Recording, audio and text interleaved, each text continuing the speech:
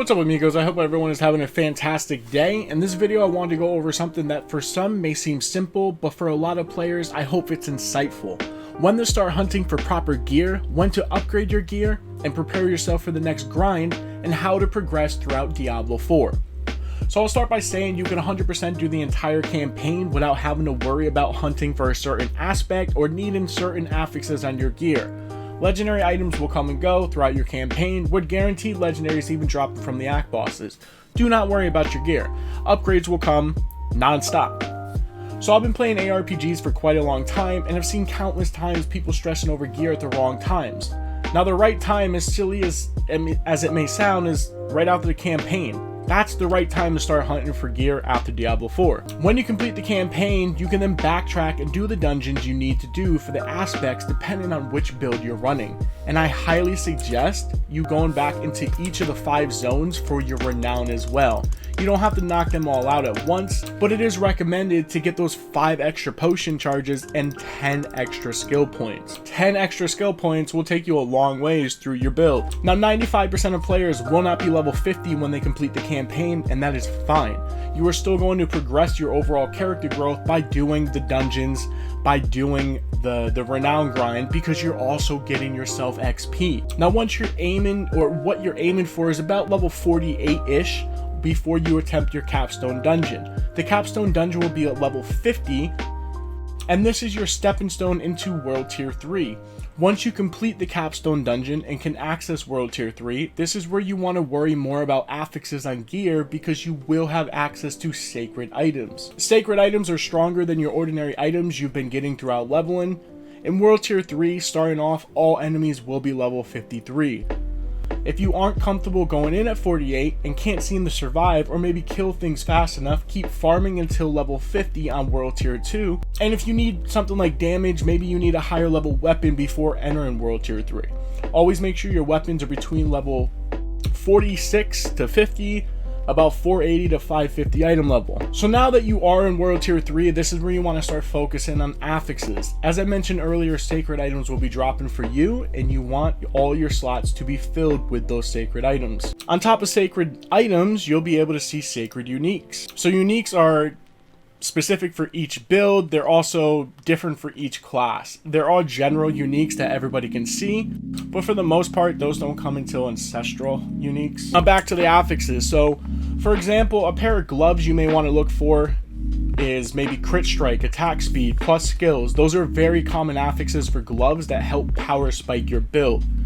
But on a pair of pants, you would more or less look for raw defensive affixes, like life, percent armor, damage reduction to distant close enemies, or flat damage reduction. Now gems also play a huge role in the gearing. Again, class specific. For example, barbs want to slam sapphires in all of their gear or all of their armor that they can, because they have insane fortified generation, so it's almost always active, which sapphires give damage reduction while fortified. But rogues, on the other hand, they don't have a great source of fortify, if at all, so it's better to slam life, which are rubies, in our gear for extra survivability. You could even slam topazes in our gear for extra damage reduction while we're CC'd to help in a bind. For weapons, I personally use emeralds, because emeralds will give me increased damage to vulnerable targets. Rogues have an insane amount of vulnerability infliction.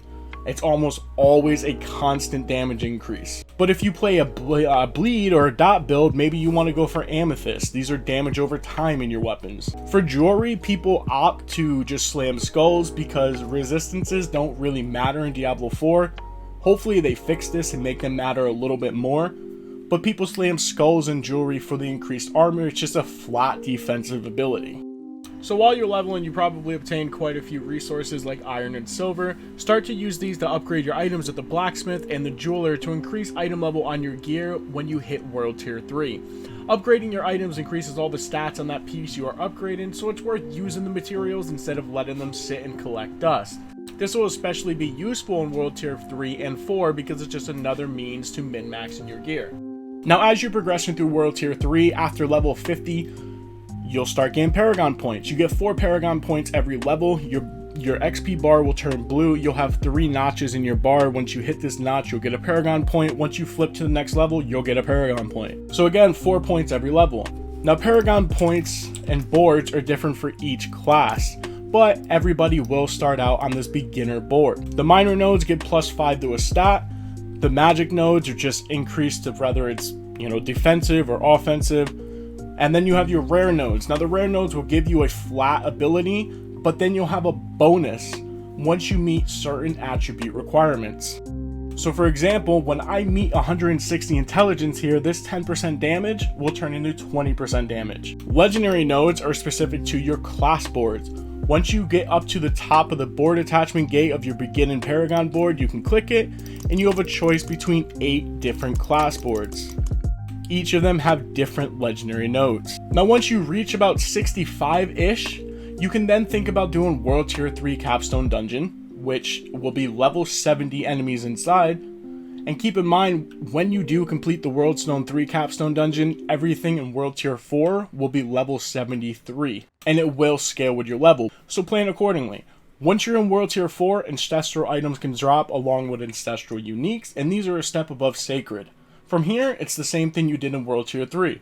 Ancestrals in every slot, look for proper affixes, and crush the demons of Sanctuary. So I hope this video helped, amigos. If you have any suggestions or questions, feel free to head down in the comment section below and let me know. And until next time, amigos, take care.